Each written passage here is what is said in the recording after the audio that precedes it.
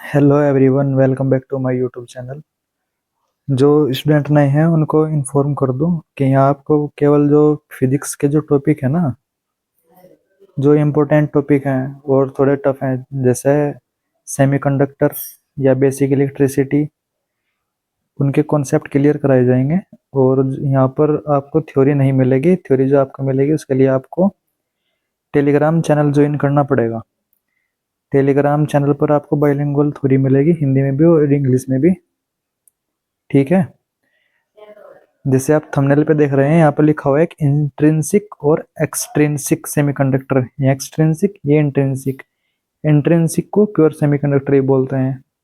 कभी कभी जो एग्जामिनर है वो प्योर सेमीकंडक्टर का नाम पूछ लेता है कि प्योर सेमीकंडक्टर का दूसरा नाम क्या है, एक नंबर में, जहाँ पर एक नंबर के क्वेश्चन आते हैं। इसके दो तीन नाम है, जैसे जैसे आगे बढ़ते चले जाएंगे बताता चलूंगा, उन्हें नोट कर लेना एक जगह। और टेलीग्राम चैनल पे आओगे तो आपको वहाँ पे कुछ पीपीटी है, मैं अपलोड कर दूंगा मैं। एक्सट्रिंसिक होता है डोप्ड, डोप्ड इम्प्योरिटी ऐड कर देते हैं तब। ठीक है, चलो शुरू करते हैं। कल थोड़ी थोड़ी बातें बता दी गई थी, थोड़े से कॉन्सेप्ट में आपके क्लियर हो गए होंगे। आपने, आई होप आपने सब देख लिए होंगे। इसमें भी कुछ छोटे छोटे कॉन्सेप्ट हैं। अब जो हम क्या पढ़ेंगे, थोड़ा आपको ओवरव्यू दे देता हूँ एक बार। पहले पढ़ा था हमने सेमीकंडक्टर। इधर से इलेक्ट्रिक करंट आया, इधर को पास आउट हो गया रूम टेम्परेचर पर। रूम टेम्परेचर कितना, 20 डिग्री सेल्सियस पर। ये कैसे बिहेव करेगा, ये बिहेव करेगा रूम टेम्परेचर पर। इसमें करंट फ्लो होएगा। करंट फ्लो होने से बिहेव किस तरह का करेगा, ये बिहेव बिहेव करेगा कंडक्टर की तरह। कंडक्टर जिसको बोलते हैं चालक, हिंदी में चालक बोलते हैं कंडक्टर को। इधर से इलेक्ट्रिसिटी आई, इधर को निकल गई। अगर टेम्परेचर रूम टेम्परेचर से कम हुआ तब ये करंट को फॉलो नहीं करेगा। क्यों नहीं करेगा? क्योंकि सेमीकंडक्टर है, सेमीकंडक्टर का काम ही यही है, कम टेम्परेचर पे करंट करंट को फ्लो नहीं करना है, रूम टेम्परेचर पे करंट को फ्लो करना है। अब इसकी इस वीडियो में इसमें क्या बात करेंगे हम, इसकी जो इंटरनल स्ट्रक्चर है ना, इसमें ऐसा क्या होता है कि कम टेम्परेचर पर करंट को फ्लो नहीं करता और रूम टेम्परेचर पर करंट को फ्लो कर देता है। कंडक्टर है, एक तो होता है प्योर, एक होता है इम्प्योर।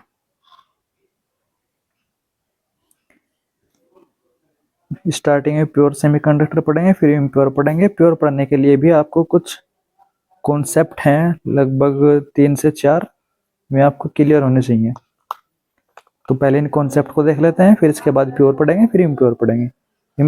ये इम्प्योर है ना, एक्सट्रिंसिक, ये दो टाइप का होता है, एक होता है पी और एक होता है एन टाइप। जो कॉन्सेप्ट अब पढ़ेंगे हम 3 4, उसमें सब कवर हो जाएंगे, प्योर भी, इम्प्योर भी, पी टाइप और एन टाइप दोनों। ठीक है, चलो। एक होता है भैया वैलेंसी। वैलेंसी को हिंदी में बोलते हैं संयोजकता। संयोजकता कहाँ पर होती है? संयोजकता कोई मटेरियल है, इसका कोई एटम है। एटम क्या है? सबसे छोटा पार्टिकल, सबसे छोटा कण जिसको तोड़ा नहीं जा सकता। एटम के अंदर क्या होता है? एटम के अंदर एक न्यूक्लियस होता है और इलेक्ट्रॉन बाहर चक्कर लगा रहे होते हैं। कैसे? देखो, ये हो गया न्यूक्लियस, इसके बाहर जो ये कक्षाएं हैं इनमें इलेक्ट्रॉन चक्कर लगा रहे हैं ऐसे। इलेक्ट्रॉन भरेंगे, इसमें इलेक्ट्रॉन कैसे भरे जाएंगे? स्टार्टिंग में मैक्सिमम 2 हो सकते हैं पहली सेल में, फिर 8 हो सकते हैं।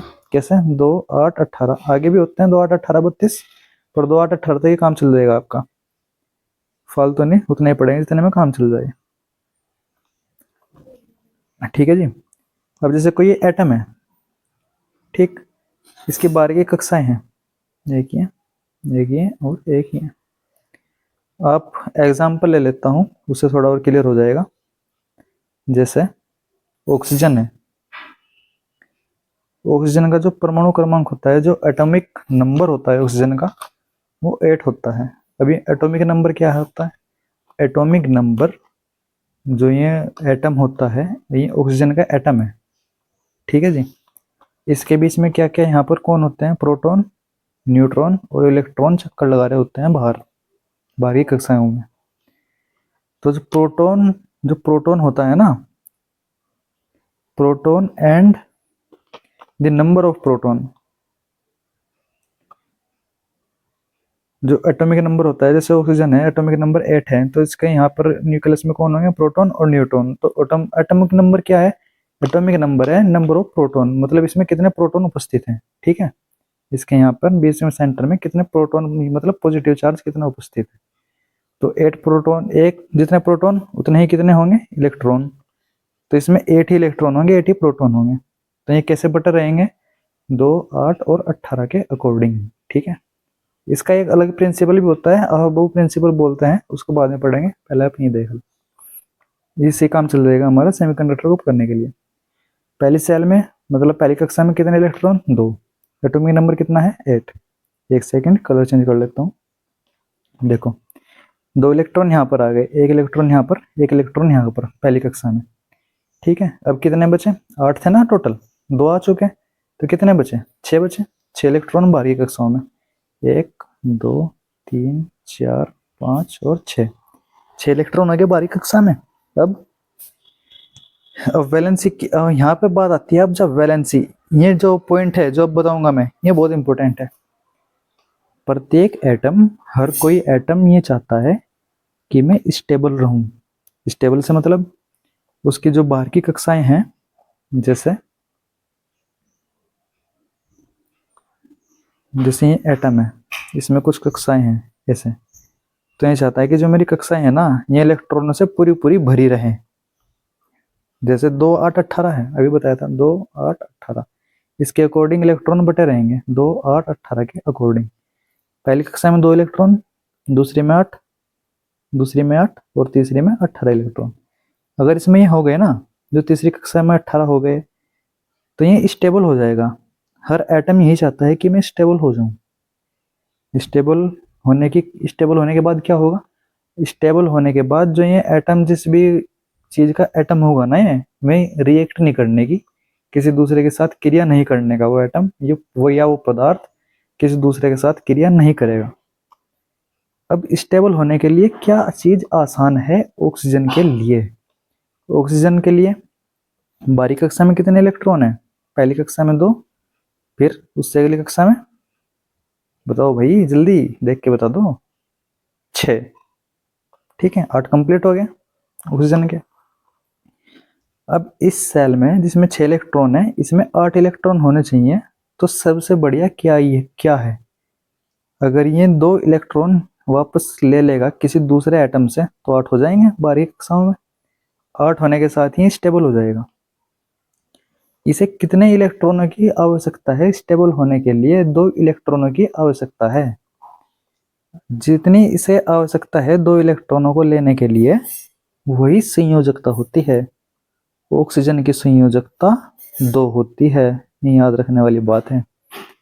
दूसरे शब्दों में, बिल्कुल देसी लैंग्वेज में, बिल्कुल प्योर, ऑक्सीजन की संयोजकता 2। ऑक्सीजन के कितने हाथ हो गए बंद बनाने के लिए, 2।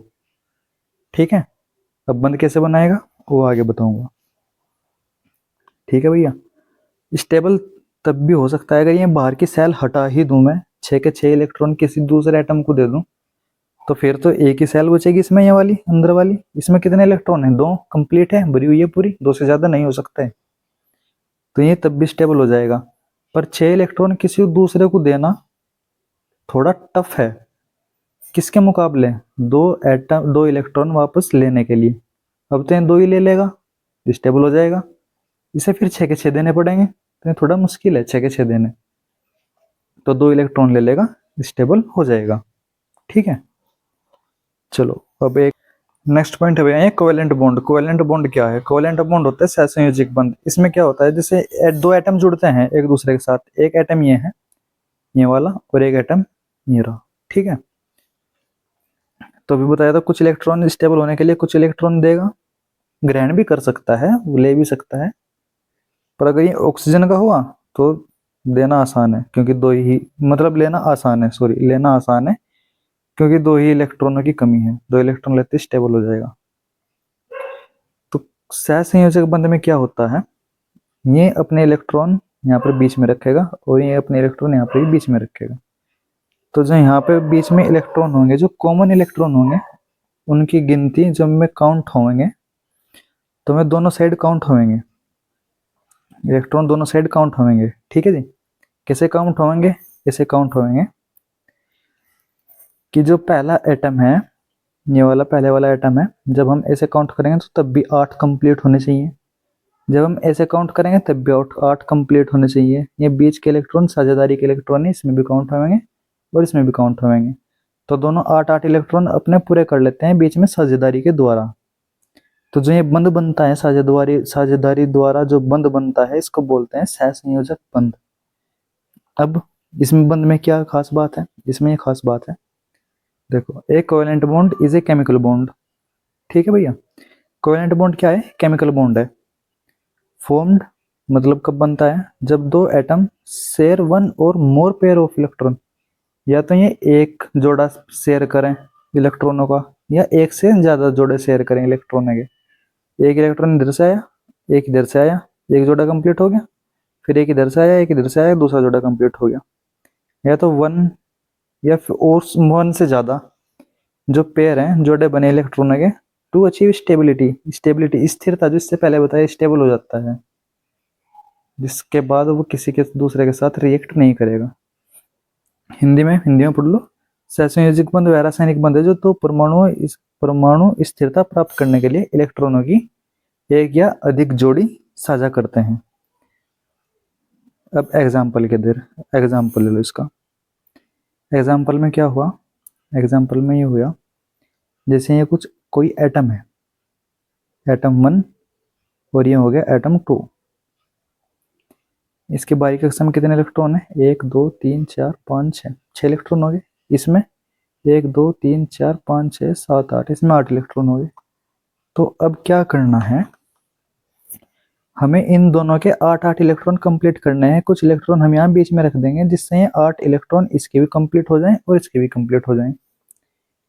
तो इसने अपने 2 इलेक्ट्रॉन यहाँ पर बीच में रख दिए, एक ये रहा और एक ये रहा।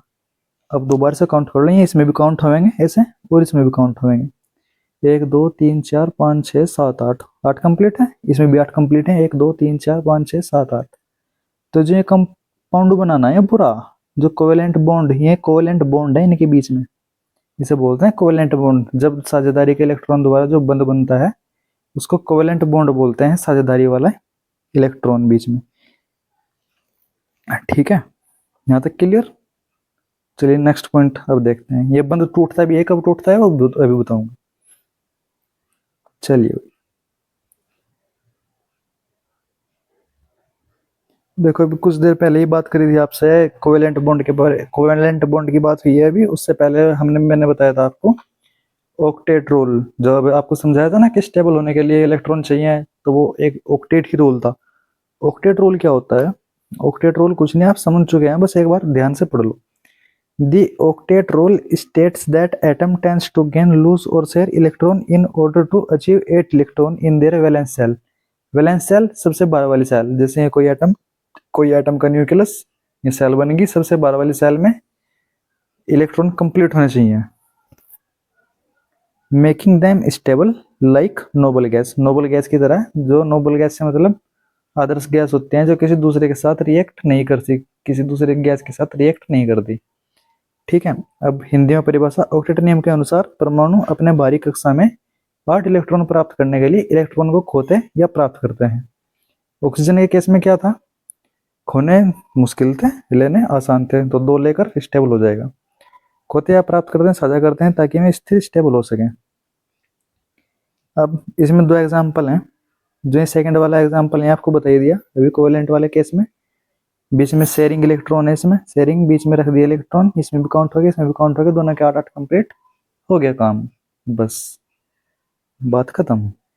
देखिए नेक्स्ट पॉइंट है वैलेंस बैंड और कंडक्शन बैंड। ये बैंड क्या होते हैं? Definition. The valence band is the highest energy band in their solids that is normally filled with electrons at absolute zero temperature. Valence band किसी ठोस पदार्थ solid में वह बैंड है जिसमें सामान्य ताप पर इलेक्ट्रॉन उपस्थित होते हैं और जो कंडक्शन बैंड के ठीक ऊपर होता है। मतलब क्या है? मतलब ये है, आपको अभी वैलेंस कुछ पढ़ाया था, वैलेंस करके, वैलेंस ही बताई थी ना। चलो, जैसे वैलेंसी, उसी बन गए हैं वैलेंस। बैंड इलेक्ट्रॉन, जैसे ये एटम, बाहर की कक्षाएं, सबसे बाहर वाली में उपस्थित इलेक्ट्रॉन। ठीक, कितने इलेक्ट्रॉन इसे इस चाहिए कि स्टेबल हो जाए? अगर 2 इलेक्ट्रॉन की आवश्यकता है तो इसकी वैलेंसी कितनी होगी? 2। ठीक है, अब देखो, वैलेंस बैंड किसी ठोस पदार्थ में वह ऊर्जा बैंड है जिसमें सामान्य ताप पर इलेक्ट्रॉन उपस्थित होते हैं। एक ऊर्जा बैंड है किसी ठोस पदार्थ में जिसमें सामान्य ताप पर इलेक्ट्रॉन उपस्थित होते हैं। ऊर्जा बैंड किन्हें बोल रहा है? ऊर्जा बैंड का से मतलब है जो ये सेल है ना, इन्हीं को ही ऊर्जा बैंड बोला जा रहा है। ठीक है, जिसमें सामान्य ताप पर इलेक्ट्रॉन उपस्थित होते हैं। तो यहां तक तो कोई दिक्कत नहीं है। इस सेल को ही आपने ऊर्जा बैंड बोल दिया तो सही है। ऊर्जा बैंड है, सामान्य ताप है, रूम टेम्परेचर है, इलेक्ट्रॉन उपस्थित है। चालन band, conduction band. The conduction band is the energy band in a solid where electrons are free to move and contribute to electrical conduction. Conduction band वह बैंड है जिसमें मौजूद इलेक्ट्रॉन स्वतंत्र free होते हैं जो विद्युत धारा प्रवाहित कर सकते हैं। इलेक्ट्रिसिटी को फ्लो होने के लिए किस चीज की आवश्यकता है? इलेक्ट्रिसिटी को फ्लो होने के लिए फ्री इलेक्ट्रॉन की आवश्यकता है। इलेक्ट्रिसिटी कब फ्लो होती है? इलेक्ट्रॉन पर नेगेटिव चार्ज होता है, जब ये चार्ज फ्लो करता है तब इलेक्ट्रिसिटी फ्लो हो जाती है। इलेक्ट्रॉन अगर इधर से लेफ्ट से राइट फ्लो करेगा तो जो इलेक्ट्रिक करंट की डायरेक्शन होगी वो राइट टू लेफ्ट हो जाएगी।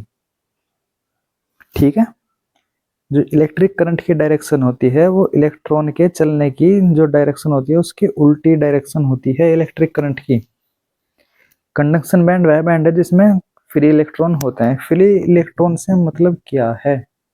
फ्री इलेक्ट्रॉन से मतलब है कि जैसे ये कोई पदार्थ है, समझ लो ये कॉपर है, कॉपर का वायर का टुकड़ा है, तो ऐसे कॉपर का एटम होगा, उसके बाहर ऐसे भी सेल बन रही होंगी। तो जो सबसे बाहर वाली सेल है ना, जो उसमें उपस्थित इलेक्ट्रॉन है, बाहर वाले इलेक्ट्रॉन नाभिक के साथ बहुत कम बल के द्वारा बंधे हुए होते हैं। ये पिछली वीडियो में बता दिया था।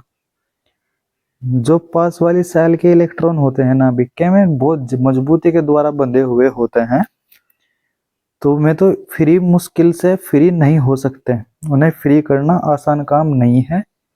तो जहां पर बल कम लग रहा है उन्हें फ्री करना आसान है, वे आसानी से फ्री हो जाते हैं। तो जो उसके कॉपर के जो एटम है, कॉपर का जो परमाणु है, उसके सबसे बाहर वाली सेल में जो इलेक्ट्रॉन है, ये ही उसको इलेक्ट्रिसिटी को फ्लो करते हैं। कैसे? जैसे ये कॉपर है, ये कॉपर के एटम हो गए बहुत सारे, जैसे भरा हुआ है इधर से और इधर से। हमने क्या काम किया? हमने इसमें वोल्टेज लगा दिया। बिना वोल्टेज के करंट फ्लो नहीं होगा। वोल्टेज क्या है? वोल्टेज एक पोटेंशियल डिफरेंस है जो कि इलेक्ट्रॉन को मजबूर करता है ट्रेवल के लिए। ठीक है, हमने इस पर वोल्टेज लगा दिया दोनों साइड। अब क्या है, तो जो ये कम बल के द्वारा जो ये इलेक्ट्रॉन बंधे हुए थे ना, ये बंद वाले इलेक्ट्रॉन ये कम बल के द्वारा जो बंधे हुए हैं, ये बल को खत्म कर देगा। बल को कौन खत्म कर देगा? वोल्टेज इस बल को खत्म कर देगा। इससे ये इलेक्ट्रॉन फ्री हो जाएंगे। फ्री होने के कारण ये इलेक्ट्रॉन गति करने लगेंगे इस कॉपर वायर में। इलेक्ट्रॉन ने अगर लेफ्ट टू राइट मोशन किया तो इलेक्ट्रिक करंट का जो मोशन होगा वो राइट टू लेफ्ट होगा। ठीक है जी, ये वही कह रहा है कंडक्शन बैंड वह ओरिजिनल बैंड है जिसमें फ्री इलेक्ट्रॉन होते हैं। अब आपको कुछ मटेरियल बताए थे स्टार्टिंग में, कौन कौन से? चलो, आपको कुछ मटेरियल बताए थे स्टार्टिंग में। एक तो बताया था कंडक्टर, कंडक्टर, एक बताया था इंसुलेटर। अब कंडक्टर जो करंट फ्लो करते हैं या हीट को भी ट्रांसफर करते हैं, इंसुलेटर जो करंट को फ्लो नहीं करते हैं ना ही हीट को फ्लो करते हैं। इनमें से हीट ट्रेवल नहीं कर सकती, कंडक्टर में कर सकती है। अब जो वैलेंस बैंड के जो इलेक्ट्रॉन है ना, ये वाले, इलेक्ट्रिक करंट कब फ्लो होगा, इलेक्ट्रिक करंट तब फ्लो होगा, किसी सेमीकंडक्टर में बात कर रहा हूँ मैं, उसमें कब फ्लो होगा, जब ये वैलेंस बैंड के जो इलेक्ट्रॉन है ना, ये इस कंडक्शन बैंड में जंप कर जाएंगे तो इलेक्ट्रॉन फ्री होके मूव करने लगेंगे। और जो कंडक्टर होता है ना, जो पहले से ही कंडक्टर है, जो सेमीकंडक्टर नहीं है कंडक्टर है जैसे कॉपर, उसमें क्या होता है, जो ये ऊपर वाला जो बैंड है ना कंडक्शन बैंड, और ये है वैलेंस बैंड, ये एक दूसरे के मिले हुए होते हैं, एक दूसरे में ओवरलैप होते हैं। ओवरलैप से मतलब एक दूसरे के ऊपर रखे हुए होते हैं, बिल्कुल अंदर घुसे हुए उसमें। तो यहाँ पर इलेक्ट्रॉन को जंप करने की आवश्यकता नहीं होती। इलेक्ट्रॉन जंप कब करेगा, जब हम उसे बाहर से एनर्जी देंगे। कॉपर में इसलिए करंट फ्लो होता है क्योंकि बाहर से हम इसलिए एनर्जी नहीं देते, क्योंकि हमें पता है जिसमें बैंड है ना, ये दोनों ये एक दूसरे के अंदर गुथे हुए हैं, अंदर तक मिले हुए हैं एक दूसरे में, तो इन्हें बाहर से एनर्जी देने की कोई आवश्यकता नहीं है। इसलिए इलेक्ट्रिक करंट आसानी से फ्लो हो जाता है कॉपर में, इसलिए गुड कंडक्टर है। ठीक है,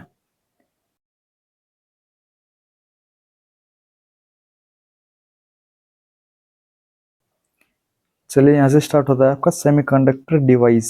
सेमीकंडक्टर डिवाइस क्या होता है हिंदी में मिलेगा नेक्स्ट स्लाइड में। सेमीकंडक्टर डिवाइस को आंतरिक अर्धचालक भी बोलते हैं। ये कैसा है, प्योर सेमीकंडक्टर है जिसमें इम्प्योरिटी नहीं मिली हुई है। प्योर कैसे, 2 मिनट का समय दो बस, अभी बताता हूँ प्योर कैसे है। Semiconductor that are chemically pure meaning free from impurities, impurities से फ्री है जो, वो कैसा है, प्योर है। Are called intrinsic semiconductor. The number of electron and holes such materials determined, जिसमें इलेक्ट्रॉन है और जो होल्स हैं मटेरियल की क्वालिटी पर डिपेंड करते हैं। That means the number of free electron equal to the number of positive hole. Hole का जो व्यवहार है वो पॉजिटिव है, क्यों है बताऊंगा अभी। They are known as undoped semiconductor या I type semiconductor. Example semiconductor के सिलिकॉन और जर्मेनियम। कैसे, अब देखो जो सेमीकंडक्टर था प्योर सेमीकंडक्टर, कितने नाम हो गए इसके, एक तो हो गया प्योर सेमीकंडक्टर, दूसरा अनडोप्ड सेमीकंडक्टर, तीसरा आई टाइप सेमीकंडक्टर। इतने नाम हो गए, आपको याद रखने पड़ेंगे। सेमीकंडक्टर कौन कौन से मटेरियल से मिलकर बनते हैं, सिलिकॉन और जर्मेनियम।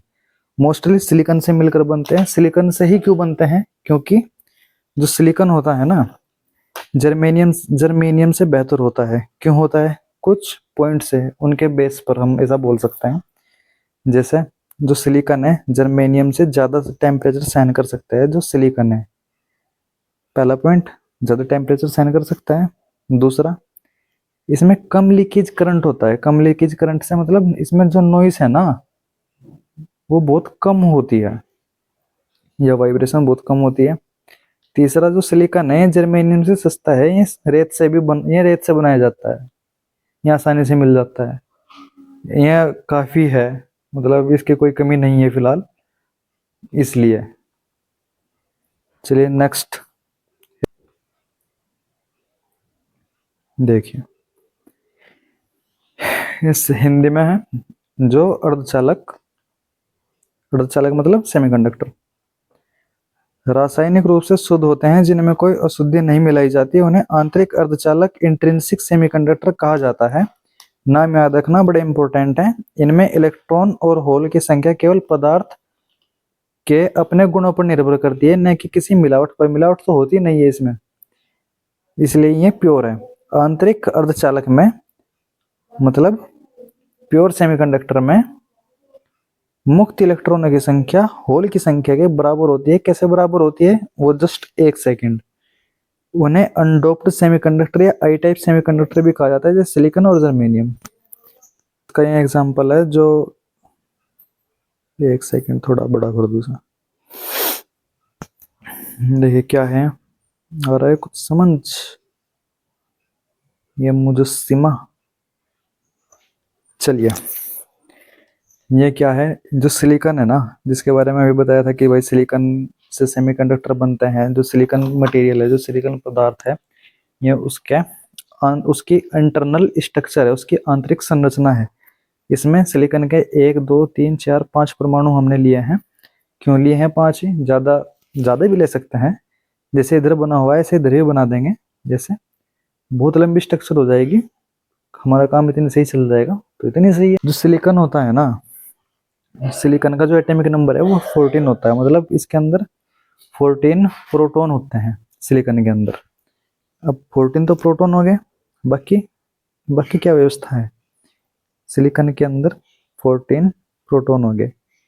अब ये सिलिकॉन का एटम है, इसमें क्या है, बाहर एक सेल है, ये दूसरी पूरी नहीं बना रहा, इसी से समझ में आ जाएगा, एक ये तीसरी। अब 14 इलेक्ट्रॉन है, 2 इलेक्ट्रॉन तो आ गए इसमें, 2 आ गए, 8 आ गए इसमें, 10 हो गए, 4 आ गए इसमें। अब सिलिकॉन को क्या करना है, सिलिकॉन को स्टेबल होना है, और स्टेबल होने के लिए कितने इलेक्ट्रॉन की आवश्यकता है, 4 ही और इलेक्ट्रॉन की आवश्यकता है। ये 4 दे भी सकता है और 4 ग्रहण भी कर सकता है, दोनों में बराबर बात है। और हम इसको ग्रहण करा देते हैं 4 इलेक्ट्रॉन। 4 इलेक्ट्रॉन ग्रहण करते ही इसके बाहरी सेल में 8 इलेक्ट्रॉन कंप्लीट हो जाएंगे, ऑक्टेट इसका कंप्लीट हो जाएगा, ठीक है। फिर ये स्टेबल हो जाएगा। तो जो इसकी वैलेंसी है ना सिलिकॉन की, वो 4 है। पीछे बताया था 4 वैलेंसी से मतलब इसके 4 हाथ हैं जो सहसंयोजक बंध बना सकते हैं किसी दूसरे एटम के साथ। 4 हाथ इसलिए ही है, हमने इसके 4 इलेक्ट्रॉन ये दर्शा रखे हैं, ये इन 4 इलेक्ट्रॉनों को ग्रहण कर सकता है जो सिलिकॉन का एटम है, ठीक।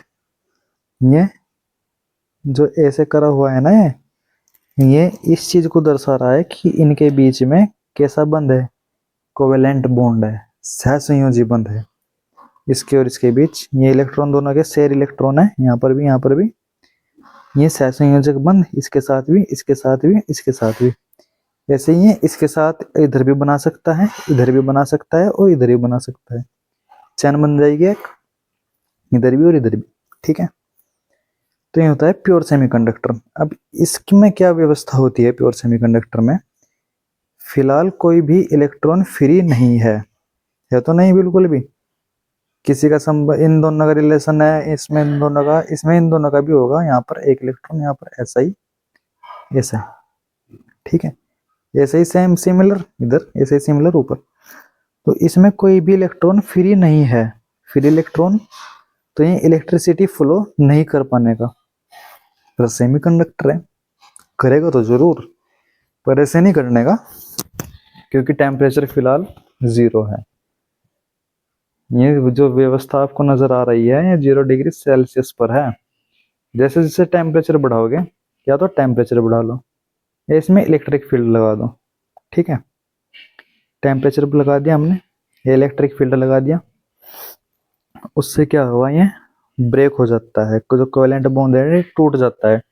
टूटने के बाद क्या होता है, टूटने के बाद जो ये इलेक्ट्रॉन है ना, कोई सा भी इलेक्ट्रॉन कोई सा भी हो सकता है, जैसे ये इलेक्ट्रॉन है, ये जब बंद टूटेगा तो ये यहाँ पर आ जाएगा, ये इलेक्ट्रॉन फ्री हो जाएगा। इलेक्ट्रिसिटी फ्लो करने के लिए फ्री इलेक्ट्रॉन की आवश्यकता है, और फ्री इलेक्ट्रॉन जब तक नहीं होगा इलेक्ट्रिसिटी फ्लो नहीं कर पाने के, और उस इलेक्ट्रॉन को मूव करने के लिए वोल्टेज की आवश्यकता है, हिंदी में विभवांतर की आवश्यकता है।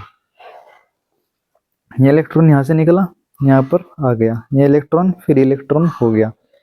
जहाँ से ये चला, पहले वीडियो में बताया था, जहाँ से ये चला वहाँ पर पॉजिटिव चार्ज, जहाँ ये जाएगा वहाँ पर नेगेटिव चार्ज। ये नेगेटिव चार्ज हो गया, ये हो गया पॉजिटिव चार्ज। पॉजिटिव चार्ज को बोलते हैं इंग्लिश में होल, सेमीकंडक्टर चैप्टर की लैंग्वेज में। और ये है नेगेटिव चार्ज। तो अभी पीछे एक लाइन थी कि जो इलेक्ट्रॉन, जितने फ्री इलेक्ट्रॉन बनेंगे ना उतने ही होल बनेंगे, बन गए। चलो थोड़ा टेम्परेचर हमने और बढ़ा दिया, रूम टेम्परेचर से थोड़ा सा ज़्यादा कर दिया, ये वाला भी बॉन्ड टूट गया। इस बॉन्ड के टूटने से क्या हुआ, ये इलेक्ट्रॉन फ्री हो गया, ये इलेक्ट्रॉन यहाँ पर आ गया, यहाँ पर जहाँ से चला पॉजिटिव चार्ज, ये खाली जगह रह गई, ये हो गया होल, पॉजिटिव चार्ज, ये नेगेटिव चार्ज। अब 2 इलेक्ट्रॉन हो गए इलेक्ट्रिसिटी को फ्लो करने के लिए, इलेक्ट्रिसिटी और अच्छे से फ्लो होगी, होगी नहीं होगी। ऐसे ही जैसे जैसे टेम्परेचर बढ़ाते चले जाएंगे, इलेक्ट्रॉन नए नए इलेक्ट्रॉन बनते रहेंगे, नए नए होल बनते रहेंगे। इलेक्ट्रिसिटी फ्लो करने के लिए इलेक्ट्रॉनों की, फ्री इलेक्ट्रॉनों की संख्या ही बढ़ती चली जाएगी। ठीक बात। तो इसलिए ये इलेक्ट्रिक करंट फ्लो करता है जब टेम्परेचर रूम टेम्परेचर ज्यादा होता है। जो आप ये देख रहे हो ना, ये 0 डिग्री सेल्सियस पर है ये ऐसा। जैसे हम करंट बढ़ा देंगे तो ये बॉन्ड टूट जाएगा, ब्रेक हो जाएगा। ये होता है सेमीकंडक्टर, प्योर सेमीकंडक्टर, इसमें कुछ भी बाहर से ऐड नहीं किया गया। ठीक है जी।